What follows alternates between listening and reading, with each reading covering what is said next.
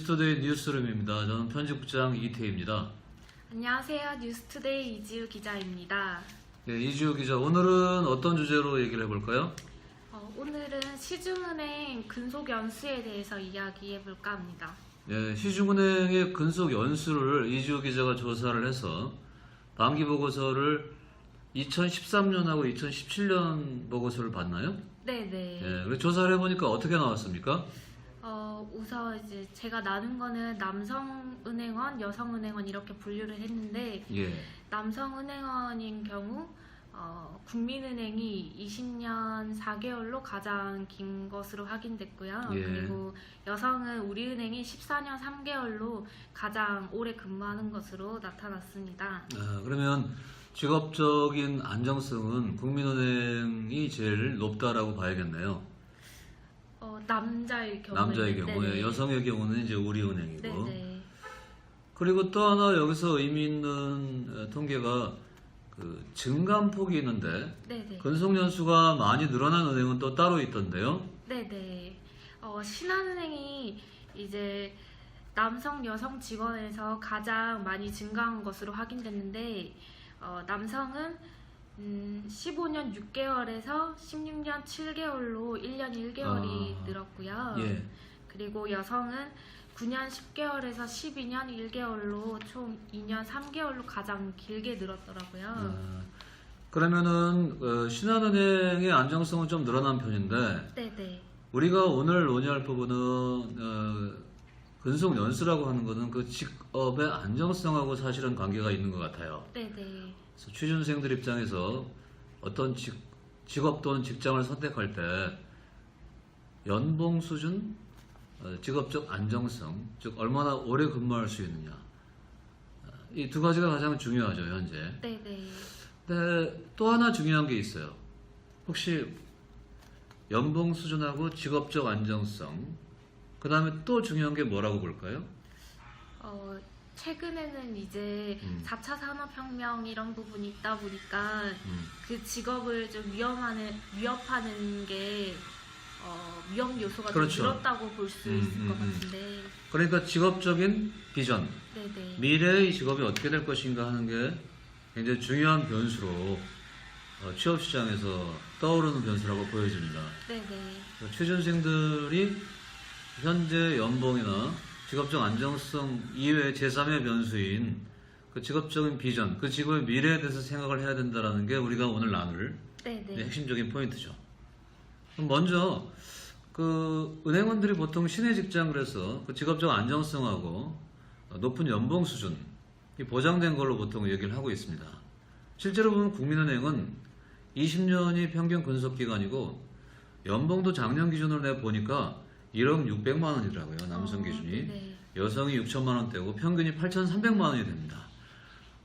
그래서 실제로는 남성 기준으로 보면 평균 연봉이 1억이 넘는다라는 의미거든요.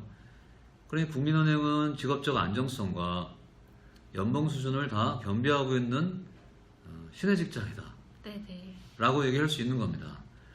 그런데 보면은 10몇 년 정도 되는 근속연수가 네네. 그런 은행도 상당히 많습니다. 네. 그 근속연수가 굉장히 안정된 직장이라고 생각해왔던 은행이 생각보다는 좀 근속연수가 짧지 않나라는 생각도 드는데 네네. 그게 왜 그렇다고 보세요?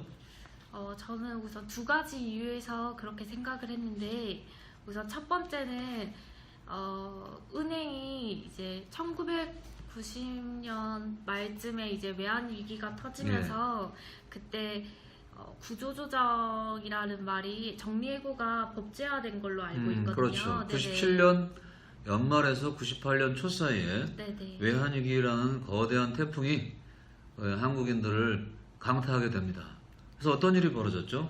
그래서 이제 은행을 중심으로 희망퇴직이라는 말이 이렇게 통상적으로 이용이 되다 보니까 40대 40대 예, 이상 40대, 넘어가면 40대 정도면 네네. 다 희망퇴직. 희망퇴직이나 명퇴의 압력에 처했던 걸로 당시에. 네네. 예.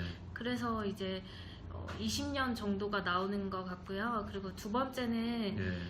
은행이 경력이 어느 정도 쌓이면 이제 이직을 해서 좀 더 좋은 연봉. 네, 잠깐만요. 그래서 그 전에 네네. 그 희망퇴직 문제를 좀 얘기를 하면 그 국민은행은 당시에 외환위기 당시에 가장 급성장했던 은행이에요. 네네. 그 당시에 국민은행이 장기 신용은행이라고 소위 기업들 상대하는 아주 좋은 직장으로 꼽혔죠. 연봉이 제일 셌던 직장이었는데 그 직장이었던 장기 신용은행이 외환위기 당시에 부도가 나서 국민은행 주택은행한테 흡수통합이 됩니다. 네. 그 주택은행 흡수통합됐는데 그 주택은행이 다시 국민은행에게 통합되는 과정을 겪습니다. 그래서 장기 신용은행이나 주택은행 출신들은 이직률이 상당히 높거나 아니면 퇴사하게 되는 네네. 그런 상황도 있었어요.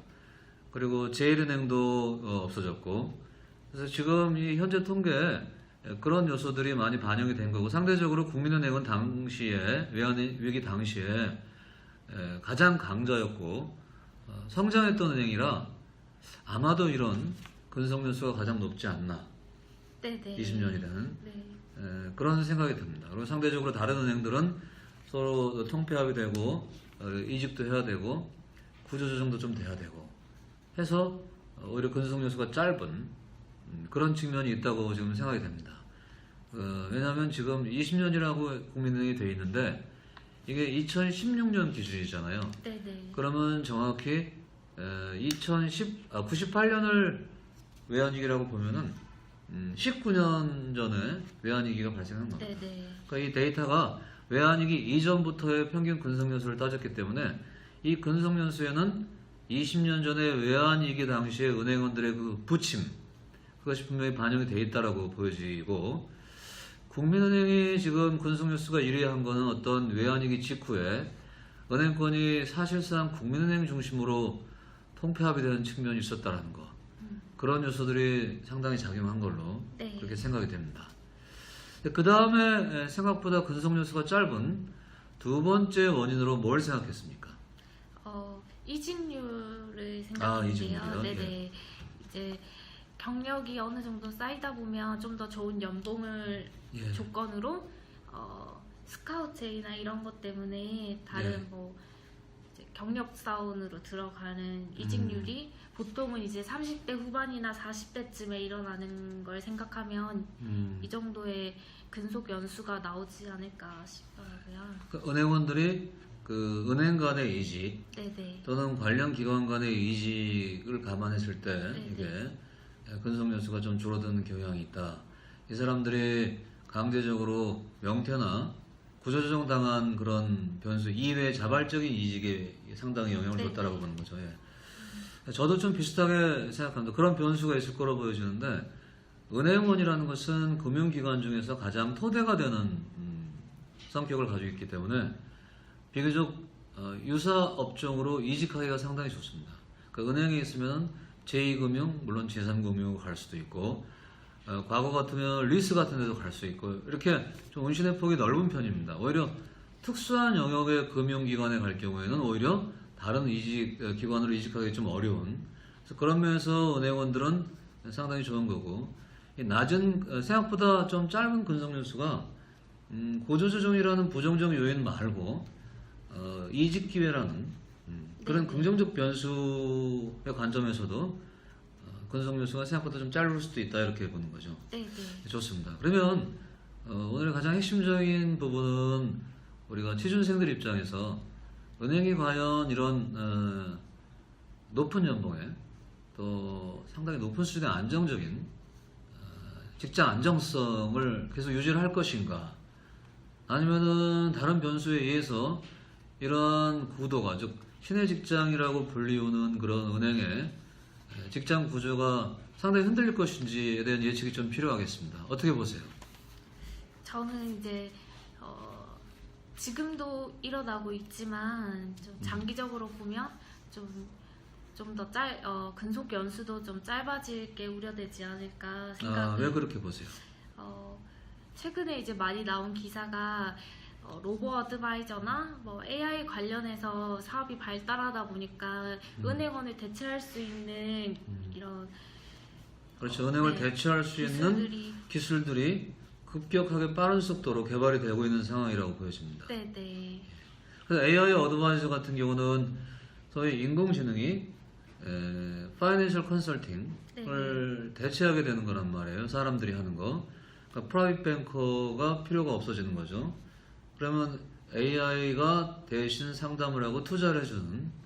근데 현재는 어디까지 와 있죠, 우리가? 지금은 이제 조언을 해주는 것만 하는 은행도 있고, 그리고 하나은행 같은 경우는 하이로고 어드바이저라고 예. 이제 AI와 그리고 PB들이 같이 서로 협력하는 네, 관계. 협력해서 그게 하나은행이죠. 네네.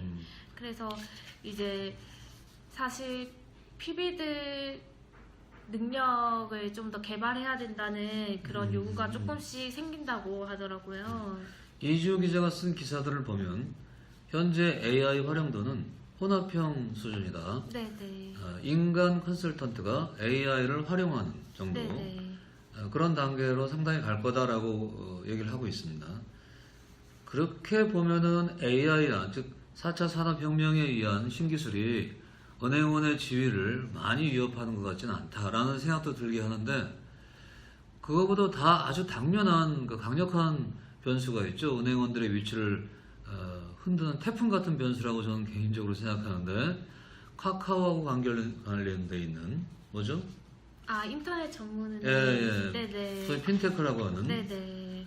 K뱅크 맨 먼저 출범했고, 그 다음에 이 J뱅크로 카카오뱅크 출범을 했잖아요. 네네. 그 핀테크가 은행원들의 위치에 어떤 영향을 주고 있습니까, 현재? 우선 인터넷 전문은행은 기존 은행이 보통은 15,000명 정도 직원이 있는데, 인터넷 네, 전문은행은 시중은행들이. 네네. 네. 근데 인터넷 전문은행은 지금 K뱅크가 200여 명 정도 되고, 아하. 카카오뱅크도 300여 명 정도로 알고 있거든요. 예. 그래서 점포가 없기 때문에 인원은 적지만 기존 은행의 역할은 그대로 갖고 있기 때문에, 그래서 만약 이게 정말 계속 커진다면 다른 시중은행들도 은행원을 줄이고, 그리고 모바일이나 인터넷의 핀테크를 더 강화할 수 있기 때문에 좀 더 위험하다고 볼 수 있는 예. 거죠. 강한 공감을 저도 격하게 표시하겠습니다. 네. 실제로 우리 은행원이 되겠다는 취준생분들이 우리가 말릴 수는 없지만 은행원이라는 직업적인 안정성이 가장 강력한 형태로 흔들리고 있는 시점이다. 외환위기 당시의 구조조정은 일시적인 직업적 위험이었던 데 비해서 지금 핀테크 혁명이나 AI에 의한 금융 이런 것들은 상시적이고 지속적이고 더 강화되는 은행원들을 위협하는 변수이기 때문에 이 부분을 생각하면서 은행에 대한 취업을 고민을 해야 되지 않나라는 생각이 듭니다. 카카오뱅크나 K뱅크가 순식간에 가입자들을 많이 모집하면서 기존 시중은행들도 그쪽을 강화하려는 흐름이 있죠. 네네. 모바일 쪽으로 상품이나 아니면 좀 기술적인 부분을 강화하고 IT 인원 모집을 많이 하고 있는 걸로 그렇죠. 알고 특히 올해 하반기에 기존에는 상경계열 인력, 인문계열 인력을 충원을 많이 했는데 이제는 네. 그 인원이 대폭 줄어들면서 IT 쪽 인력을 충원한다는 것은 핀테크나 AI 쪽에 네네. 대비한다는 얘기겠죠. 네네. 예. 실제로 과거에 은행 스펙을 가진 분들이 은행에 취업할 기회도 줄어들고 있고 또 그 좁은 바늘 틈을 뚫고 들어간다고 하더라도 그 이후로 롱런을 할 가능성이 좀 줄어드는 네. 그런 형태라고 보여지겠습니다. 네, 알겠습니다. 그럼 오늘 그 은행 근속 연수를 보고 그 근속 연수가 왜 생각보다 좀 짧지라는 부분에 궁금증을 풀어봤고요. 더 나아가서 취준생들이 은행을 취업 공략을 할 때 과연 비전 어떻게 볼 건가에 대한 간단한 어드바이스를 드렸습니다. 자, 오늘 이걸로 마치겠습니다. 예, 고맙습니다. 감사합니다.